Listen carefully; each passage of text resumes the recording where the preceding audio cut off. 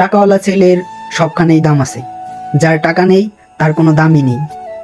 তোমার কাছে টাকা আছে মানেই তুমি পরিবারের শ্রেষ্ঠ ছেলে, তোমার কাছে টাকা আছে মানেই তুমি আত্মীয় স্বজনের মধ্যে শ্রেষ্ঠ আত্মীয়, তোমার কাছে টাকা আছে মানেই বন্ধু বান্ধবের কাছে সেরা বন্ধু, বেস্ট বন্ধু, তোমার কাছে টাকা আছে মানেই তুমি পৃথিবীর শ্রেষ্ঠ সন্তান, তোমার কাছে টাকা আছে মানেই তুমি সারা দুনিয়ার টাকাওয়ালা মানুষ। হ্যাঁ, এটাই।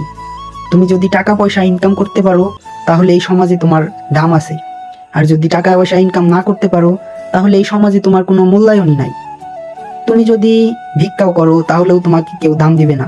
আর যখন তোমার কাছে টাকা আছে, বন্ধু বান্ধবের অভাব হবে না। তখন একজন বলবে, আয় বন্ধু ঘুরে আসি, আয় বন্ধু ওইখানে যাই, আয় বন্ধু এইখানে যাই। সবাই তোমার আশেপাশেই ঘোরাঘুরি করবে। কিন্তু তুমি খালি পকেটে বের হয়ে দেখো, তোমার পিছনে কেউ আসবে না, তুমি একা সারা জীবন একাই থেকে যাবে। সো টাকা পয়সা ইনকাম করো, আর বন্ধু বান্ধব, বাবা মা, ফ্যামিলি, আত্মীয় স্বজন সবার কাছেই তুমি ভালো হও। আমি এখন যেই টি শার্টটা পরে আছি, হয়তোবা এই টি শার্টটার অনেক দাম কম, কিন্তু এখন যদি আমি ভালো একটা টি শার্ট পরতাম, হয়তোবা আমার ভিডিও কোয়ালিটিটাও ভালো হইতো, আমার আশেপাশের মানুষজনও ভালো বলতো যে ওই ছেলেটা কত দামি টি শার্ট পরছে। কিন্তু আজকে আমি একটা জিনিস চিন্তা করে দেখলাম যে যদি টাকা পয়সা ছাড়া যদি বন্ধু বান্ধবের ভিতরে চলতে যাও তাহলে অপমানিত হইতে হয়। কারণ তোমার কাছে টাকা থাকে না, তুমি কি বলে জবাব দিবে? তোমার মাথার মধ্যে একটাই টেনশন থাকে, তোমার ফ্যামিলিকে চালাইতে হবে, ফ্যামিলিকে ভালোভাবে সুস্থভাবে রাখতে হবে।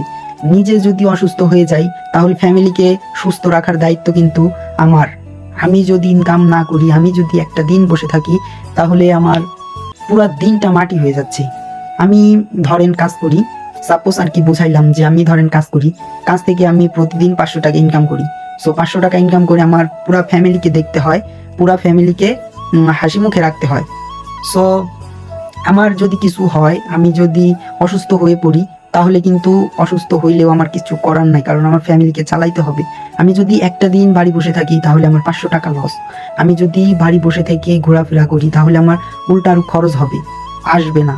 সো এটার জন্যই যদি নিজে অসুস্থও হই তাহলে সবসময় চেষ্টা করি পরিবারের মুখে হাসি ফোটানোর জন্য, কারণ পরিবার হচ্ছে আমার মেন দায়িত্ব, আমার মেন মানে মগজটাই হচ্ছে আমার পরিবার। একটা সময় ছিল যে কোনো টাকা পয়সা নিয়ে চিন্তা করতাম না, বাবা মা চালাইতো, বাবা মায়ের উপরে নির্ভর করতো। আস্তে আস্তে যখন বাবা মায়ের বয়স হচ্ছে, বাবা মা বৃদ্ধ হচ্ছে, ততই চিন্তা ভাবনা আমার উপরে চলে আসতেছে। আর এইটাই হয়, পরিবারের একমাত্র ছেলে হয়ে দেখো যে কতটা কষ্টে জীবনটা পার করতে হয়। ফ্যামিলির দায়িত্ব ঘাড়ে নিতে হয়, ফ্যামিলিকে সুস্থ রাখতে হইলে নিজেকে অসুস্থ হইলেও নিজেকে সুস্থ রাখতে হয়।